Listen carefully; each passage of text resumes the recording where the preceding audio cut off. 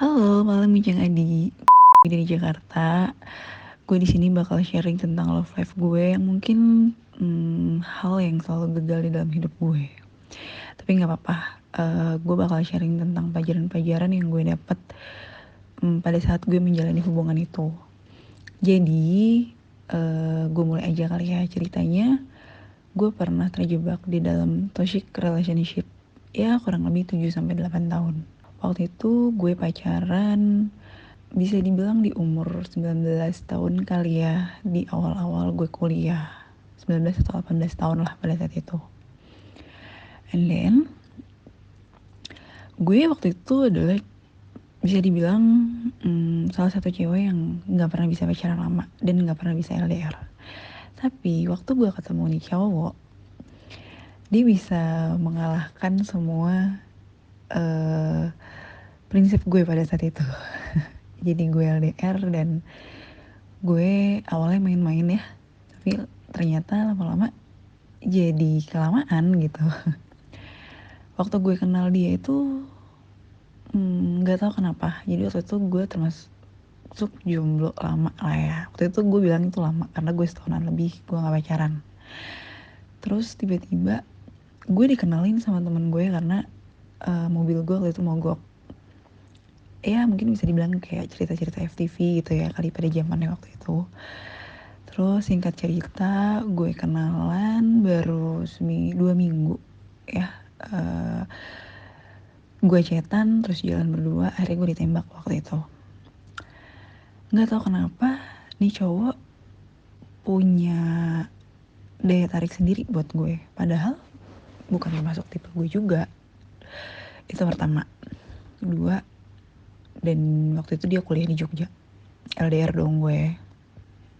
Terus dia juga apa namanya, ya bukan tipe gue lah intinya gitu. Waktu ditembak, nggak tahu kenapa semua itu tuh kayak nggak gue pikirin gitu. Gue se-happy itu pada saat itu, sampai gue mikir, cuy lu udah jomblo lama, terus lo juga nggak bisa LDR, tapi lo nerima nih cowok gitu. Intinya gue terima.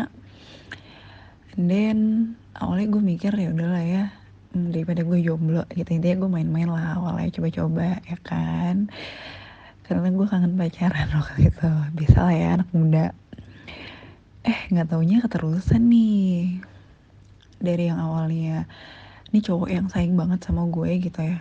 Dulu tuh gue inget banget dia juga pernah ngebela-belain balik ke Jakarta gara-gara gue cuman sakit demam gitu. Maksudnya nggak parah lah, demam flu batuk pilek gitu.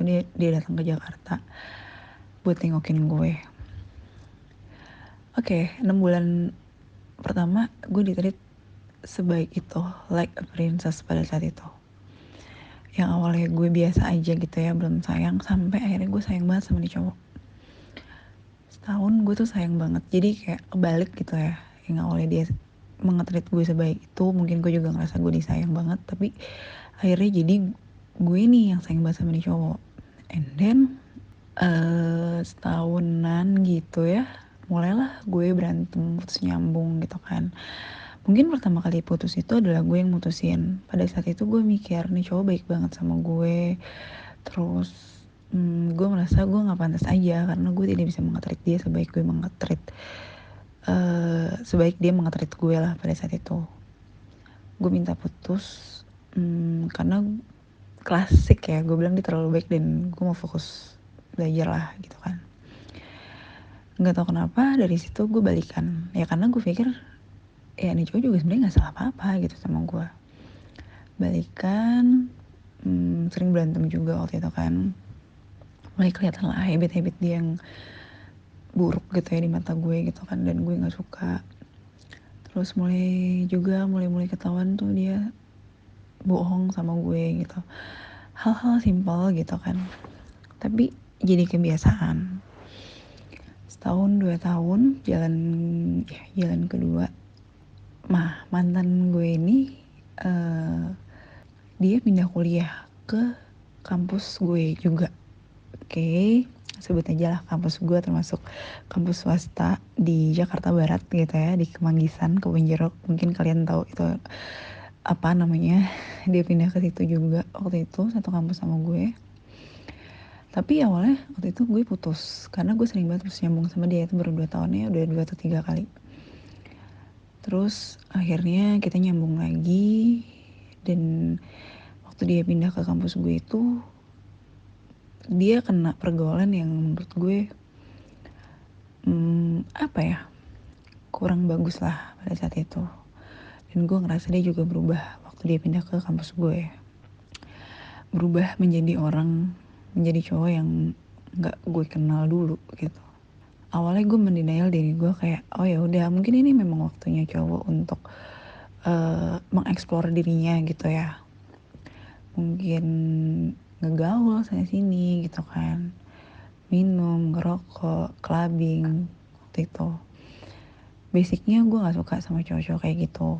Nah nih cowok sering banget bohong sama gue maafin terus gitu kan ya, even kayak gue minta putus pun balikan lagi, minta putus balikan lagi, sampai ada di titik ketahuan selingkuh sama gue. Jujur pertama kali gue tahu dia selingkuh, wah itu rasanya dunia hancur banget sih, gue nggak bohong. Karena gue mikir kok bisa ya dia selingkuh gitu kan, dan gue termasuk cewek yang cuek banget, dia juga cuek sama gue. Jadi kita berdua tuh tipe yang pacarannya nggak menye-menye, tipe yang pacarannya nggak chat intens gitu ya, tapi kita sama-sama ngasih kabar aja. Cuman apa ya, kita sama-sama ngasih kepercayaan aja nih, kayak dia punya temen cewek, ya gue nggak apa-apa asal gue kenal dan jelas gitu kemana. Dia pun begitu, gue juga ada beberapa temen cowok gitu kan. Tapi ternyata sayang banget gitu kepercayaan gue juga kayak di ya disia-siain aja sama dia kan. Biasalah ya, feeling cewek kan nggak pernah bisa bohong ya. Waktu itu gue nggak tahu kenapa nih, gue ngerasa aneh sama nih mantan gue. Tiba-tiba ketahuan lah selingkuh, karena ya you know lah ya guys, kalau misalnya cewek sekali ngepoin satu orang, udah deh tuh sampai seluk beluk keluarganya juga bakal kita tahu gitu kan.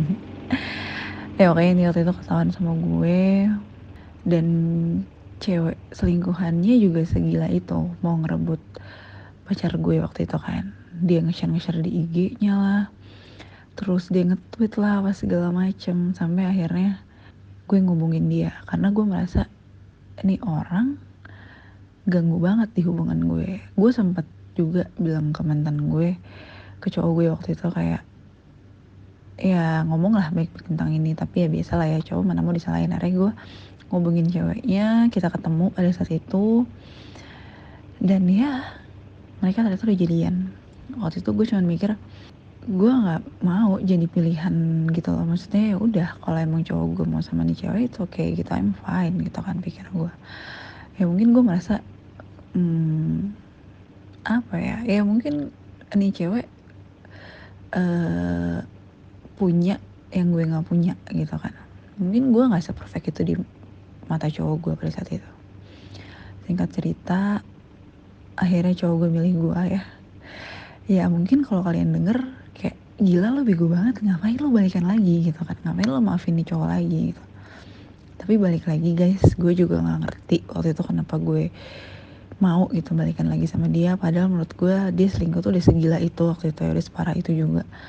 Kayak itu kali ya yang dinamain cinta tuh buta, itu yang dinamain cinta tuh bego gitu, itu yang dinamain ya cinta tuh udah nggak bisa ngelihat apapun lagi gitu kan. Dan gue ngerasain hal itu, gue beneran yang ada di titik wow, gue secinta itu sama nih cowok gitu kan, gue sesayang itu, mau nih cowok nyakitin gue berkali-kali, mau nih cowok ngebohongin gue apa segala macam, it's fine gitu kan. Sekali ketahuan selingkuh sama gue, diminta maaf, dan balik lagi ya guys, habit is habit. Dia selingkuhin gue berapa kali setelah kejadian itu dengan cewek yang beda. Dan nggak tahu kenapa gue tuh selalu dikasih petunjuk sama Allah, entah dari temennya, entah dari gue tiba-tiba nemu di handphonenya gitu kan, atau ceweknya ngechat gue gitu. Itu beneran kayak gue udah berusaha untuk percaya lagi sama dia, gue udah berusaha untuk tidak mengkepo apapun gitu ya tentang cewek manapun lah, dengan apa kabar burung segala macam. Tapi ya Allah sayang sama gue. Tapi ini balik lagi sih, gue terlalu bodoh dan gue terlalu ditutupin sama cinta. Jadi gue nggak sepeka itu, gue tetap maafin dia, terus maafin dia sampai hubungan kita ada di 7 mau ke 8 tahun waktu itu. And then gue pernah putus lama sama dia kayak setahun gitu kan, putus setahun gitu. Gue deket sama cowok, ya mungkin sampai saat ini gitu ya, gue cuma deket sama cowok, gue nggak pernah pacaran lagi selain sama dia gitu kan. Terakhir di tahun 2018 ya, 2018 setelah gue putus tahun, dia nemuin gue lagi, dia ngajakin gue serius pada saat itu untuk ke arah yang ya menikah gitu ya. Tapi jujur, gue cuman bilang sama diri gue, ketika gue putus nyambung sama dia, sebrengsek-brengseknya dia, senyakit-nyakitinnya dia, sejahat-jahatnya dia sama gue, dia tuh selalu bisa bikin gue deg-degan terus gitu loh. Kayak lu baru pertama kali jatuh cinta lagi sama orang gitu kan, adrenalin lo tuh bisa main juga gitu ke depan dia, terus bisa flirting juga gitu. Gue nggak tahu kenapa. Terus bisa aja nih ya, kalau dipikir kayak gue deket banget sama cowok gitu yang tadinya mau jadian, tiba-tiba nih mantan gue datang lagi, tuh gue bisa kayak udah mengabaikan cowok-cowok di belakang gue yang memang mau jadian sama gue gitu. Singkat cerita, akhirnya gue balikan lagi tahun 2018. Gue cuman bilang sama dia, oke, it's time to serius untuk nikah gitu kan. Tapi please, gue bilang, lu buktiin untuk berubah buat diri lo sendiri, bukan buat gue bilang gitu kan. Terus gue cuma bilang sama dia, gue jujur sampai saat ini gue gak yakin sama lo untuk hidup sama lo. Jadi ya mungkin tugas lo adalah untuk meyakinkan gue. Kata dia oke, kata dia gitu kan. Kita jalan sekitar 6-7 bulan lah, 7 bulanan pada waktu itu. Dia mulai nunjukin juga serius sama gue. Banyak lah perubahan-perubahan juga dari dia waktu itu. Gue menghargai. Dan dia juga udah ngomong ke orang tua gue, sempat ngomong kayak mau serius akhirnya gitu kan. Terus kita juga pernah ngobrol sama orang tuanya. And then ada part dimana ini balik lagi Allah tuh sayang sama gue. Waktu itu kita sempat ada problem gitu ya. Awalnya dari sisi gue, dia nggak suka gue chat-chatan lagi di DM sama cowok gitu kan, yang mungkin dulunya deket sama gue gitu. Terus dia marah-marah nggak jelas apa segala macem. Singkat cerita, dia nge-share sama cewek gitu di IG tiba-tiba. Dia bilang itu stok foto lama. Tapi sorry banget nih, even gue nggak suka dengan hal-hal kayak gitu, tapi teman-teman gue kan juga ada beberapa yang kayak gitu ya. Jadi gue minta tolong cek teman gue yang memang sering ke clubbing juga. Pas dicek ternyata itu foto baru banget minggu lalu. Dan setelah gue flashback, foto itu diambil pada saat cowok gue bilang, kita ketemu waktu itu. Terus kita ketemu cuma sebentar, makan. Terus dia bilang, aku mau ke party temen aku, kata dia. Oke, dia jujur waktu itu dia mau ke party temennya. Gue cuma bilang hati-hati, gue bilang gitu. Oke, nggak apa-apa, kali ini lo minum, gue bilang, tapi jangan banyak-banyak. Nggak sama cewek karena apa segala macam. Karena jujur gue masih insecure banget untuk hal itu. Ya mungkin di satu sisi gue juga lagi membangun kepercayaan gue lagi kan, setelah kayak dianjurin aja berkali-kali. Tapi gue waktu itu tegas sama diri gue, ini terakhir kalinya gue kasih kesempatan ke lo gitu kan. Dan pas gue liat semua fotonya, kayak wow, cowok yang mungkin selama ini gue cinta setulus itu gitu ya, sesayang itu. Jujur di dalam hidup gue mungkin gue baru ngerasain cinta dan sayang setulus itu sama cowok gitu kan. Tapi sesakit ini gitu loh, kayak gue dibohongin lagi, gue diselingkuhin lagi gitu kan. Dan gue ngeliat foto-foto itu, oh jadi foto di klub itu biasanya kalau ada acara tuh memang kayak ada websitenya gitu, kata teman gue kan karena biasa ya, jadi dia tahu kita searching webnya. Cowok gue nih kaget, gue kirim semua, gue cuman bilang thank you, intinya gitulah. Dan entah kenapa gue semakin yakin gue gak bisa hidup sama orang kayak gini. Gue gak bisa uring-uringan kayak gini ketika nanti gue nikah. Gue gak bisa gitu. Sampai ada titik gue menghilang, ya gue ghostingin dia. Gue gak ngechat, gue gak ngabarin, semua gue blok pada saat itu. Jadi gue mau pergi dari hidup dia. Oke, ini just info, selama gue putus nyambung 7 tahun 8 tahun ini, gue gak pernah ngeblok nomor dia sama sekali, gak pernah ngeblok sosmednya. Tapi kemarin terakhir itu di tahun 2019, gue ada di titik gue sayang sama diri gue kasihan sama diri gue. Jadi gue tahu nih gue harus apa gitu kan ya. Dan akhirnya gue ngeblok semuanya demi diri gue sendiri. Gue harus self love pada saat itu. Kalau dibilang gue galau banget. Gue sakit hati banget. Gue sedih banget. Tapi balik lagi sih, itu gue sayang sama diri gue. Apa ya? Dan gue bawa ke doa aja sebenarnya. Setiap gue sholat, gue selalu berdoa sama Allah. Please, kalau emang cowok ini bukan jodoh gue, ya jauhin dengan caranya gitu kan. Dan gue cuman minta, karena gue rumahnya deketan ya, kan gue satu circle, gue cuman minta sama Allah, jangan pertemukan gue sama dia sampai ada di titik okay, it's time to move on gitu loh. Dan alhamdulillah banget sampai detik ini gue gak pernah ketemu dia, padahal rumah gue deket banget gitu kan. Terus setelah itu ini cowok masih berusaha untuk ngubungin gue dari LinkedIn, dari IG bisnis gue yang mungkin gue lupa ngeblok gitu ya, dan gue nggak kepikiran. Akhirnya dia ngajak ketemu. Gue iyain lah untuk terakhir kalinya. Dan puncaknya adalah dia bilang dia mau ngajak gue nikah dengan syarat gue bisa nemenin dia ke clubbing. Kayak wow, kalian harus tahu guys. Jadi mungkin gue juga bukan cewek yang sesuci itu gitu ya, tapi gue lagi belajar untuk menjadi cewek yang lebih baik. Ketika lo diajak nikah sama cowok yang lo cinta banget nih gitu, tapi dia bilang gue harus nemenin dia ke clubbing, kayak aneh banget gak sih lo gitu kan. Gue sampai bilang sama nih orang, hey, kayak kamu tuh udah tahu apa jawaban aku, gue bilang gitu. Terus dia cuma bilang ya, aku cuma ngomong kayak gini, ini pilihan kamu. Gue bilang aku gak mau jawab, kamu udah tahu jawaban aku. Singkat cerita, gue tahu dia deket sama teman kantornya. Dan ini sih yang bikin gue aneh gitu ya, dia mungkin salah satu cowok yang ngaret banget yang pernah gue kenal. Tapi sengaret-ngaretnya dia kalau janjian sama gue selalu ya kita ketemu gitu lah, atau enggak dia tetap datang ke rumah gue. Dan waktu itu pas gue ketemu gitu ya, janjian di salah satu mall. Gue pulang kerja, dia pulang kerja, tiba-tiba HP-nya mati di jam 8 waktu itu. Gue tungguin sampai mau tutup jam 10 dengan bodohnya. Nih HP dia gak mati, gak nyala-nyala. Gue pulang dong naik Gojek, gue nangis. Gue mikir, dia gak pernah kayak gini sama gue. Pasti ada sesuatu, pasti dia udah sayang sama cewek lain. Dan balik lagi, feeling cewek itu gak pernah salah. Feeling cewek selalu bener. Terus dia nelfon gue nangis. Waktu itu dia gak ngaku, akhirnya kita ketemu lagi dan gue tanya. Intinya dia ngaku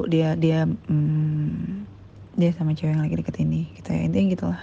Dia ketemu, dia lebih milih si cewek ini, kenapa dia nggak jemput gue cuma tanya lo sayang sama nih cewek. Jadi ini just info juga guys, selama gue diselingkuhin ya, gue selalu nanya sama dia, lo sayang nggak sama nih cewek. Dia selalu bilang enggak, tegas banget gitu ya. Tapi terakhir itu dia bilang dia sayang sama nih cewek. Wah rasanya tuh ya, gue kayak kayak ditampar bolak-balik, dijatuhin dari ketinggian lantai 50 mungkin gitu ya.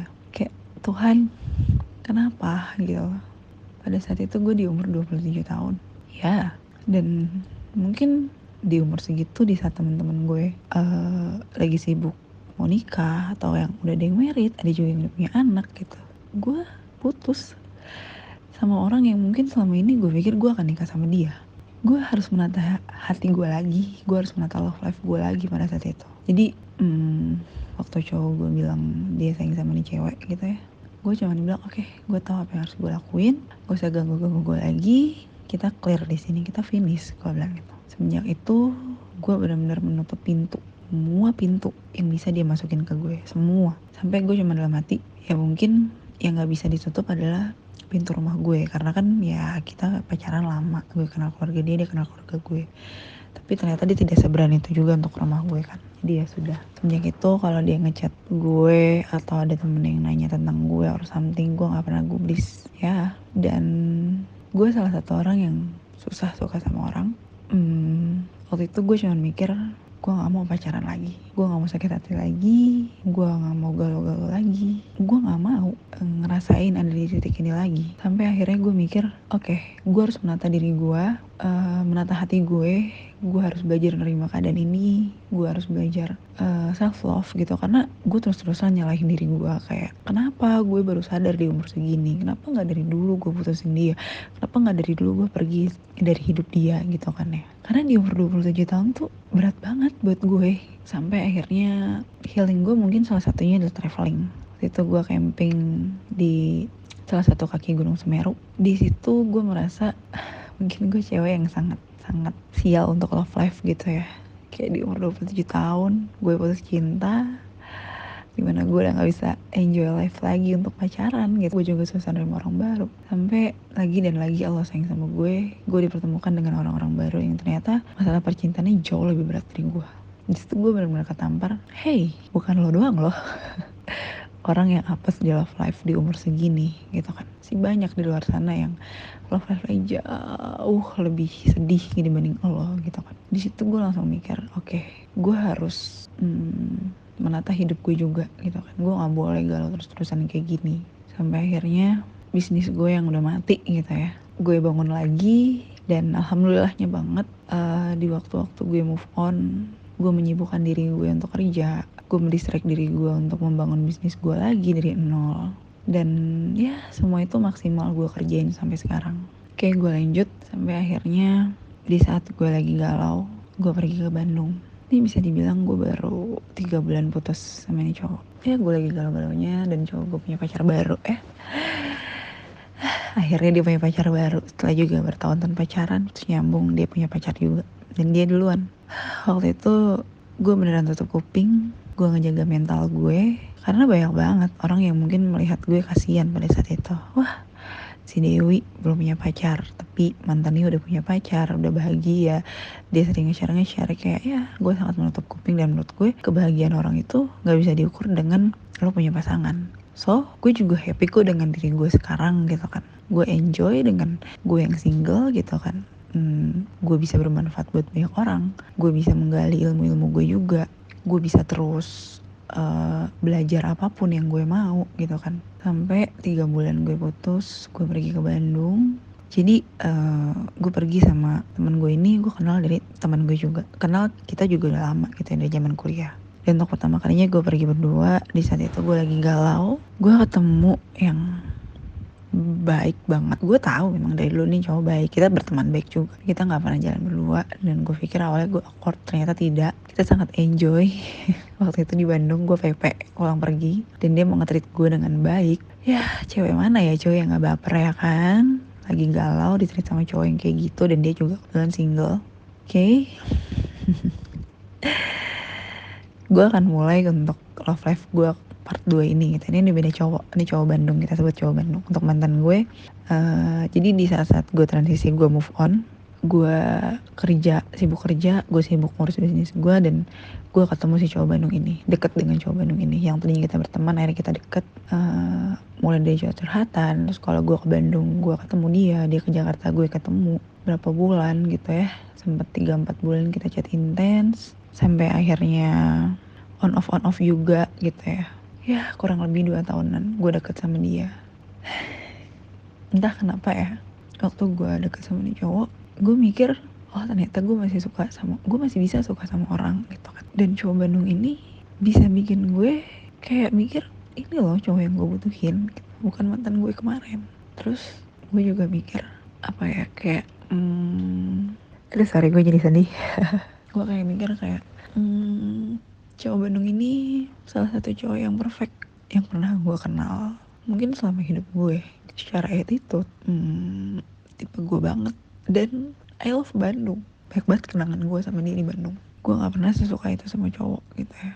Sampai akhirnya gue juga sering juga nunjukin kalau misalnya gue suka sama dia dengan kode-kode. Oh ini juga just info ya guys, gue bukan cowok yang agresif, gue bukan cowok yang aktif gitu ya. Jadi gue rada apa ya, dan nih cowok nih emang introvert gitu, susah banget untuk mendeketin. Sampai akhirnya gue bisa ngedeketin dia bisa nyaman sama gue untuk cerita keluarganya, untuk cerita semua hal ke gue gitu kan. Kayak I'm happy gitu dari titik itu. Tapi butuh waktu yang sangat lama. Dan setiap gue ke Bandung pun dia mengetet dengan baik. Ya, sampai kita mungkin pernah teleponan berjam-jam gitu. Tapi ada di titik setiap gue ngomongin love life sama cowok ini, dia selalu menghindar. Karena terakhir dia dekat sama cewek itu ditolak. Kayak intinya mungkin dia ada trauma dengan penolakan gitu ya. Dari gue sendiri, gue gak pernah nembak cowok. Bukan nembak sih, mungkin lebih kayak mengutarakan isi hati itu gue juga gak pernah. Banyak orang-orang di sekeliling gue bilang, ya udah lo aja yang ngomong, lo coba mulai bilang kalau lo suka sama dia. Tapi nggak tahu kenapa guys, hati gue tuh berat banget untuk ngomong gitu, mulut gue tuh nggak pernah bisa. Sampai terakhir dia tuh sempat bilang sama gue kalau misalnya apa namanya, dia tuh sayang banget sama kakaknya cewek. Dia bilang dia nggak mau gitu nikah duluan sebelum kakaknya nih nikah gitu kan. And then gue sempat mikir, gue harus nunggu berapa lama? Kakaknya udah nikah sih. Kakaknya waktu itu baru udah punya pacar gitu kan. Dan si cowok Bandung ini tuh selalu bisa bikin gue seinterest itu gitu loh setiap ketemu. Ya biarpun dia menyebalkan banget kalau balas chat lama banget, bisa berhari-hari atau berminggu-minggu gitu kan, tapi dia selalu bisa bikin gue flirting aja gitu kalau misalnya ketemu. Ya mungkin dengan personality dia yang memang sangat-sangat ya oke itulah intinya, seperfect itu di mata gue. Singkat cerita, di akhir tahun sampai awal tahun kemarin ya 2 bulan itu gue sempat ngekos di Bandung. Dan tapi dia kan sekarang kerjanya lagi di Garut gitu ya, jadi dia ke Bandung karena cuman weekend doang. Itu bisa dibilang gue setiap minggu ketemu, kecuali gue ke Jakarta atau dia memang ada acara. Gue merasa gue di-treat sebagai pacar pada saat itu. And then sampai akhirnya gue selesai ngekos, gue balik ke Jakarta, gue tetap nggak berani untuk ngomong duluan, ataupun dia juga. Ya udah stagnan aja di situ. Gue juga akhirnya pasrah gitu ya. Gue cuman berdoa sama Allah. Oh, ini juga just info lagi, dia satu-satunya cowok yang selalu gue doain di setiap gue sholat. Gue selalu minta sama Allah, semoga gue berjodoh sama dia. Karena gue ngerasa mantan gue yang kemarin aja, yang gue bilang gue cinta banget, sayang banget tuh, gue nggak yang tiap hari gue doain, setiap sholat gue doain gitu kan. Beneran kayak gue ngerasa baru cowok ini gitu. Tiba-tiba di bulan lalu gue kayak kesambar petir gitu ya di siang bolong. Ya intinya di siang bolong gue lagi capek sama kerjaan gue buka handphone, gue buka Telegram.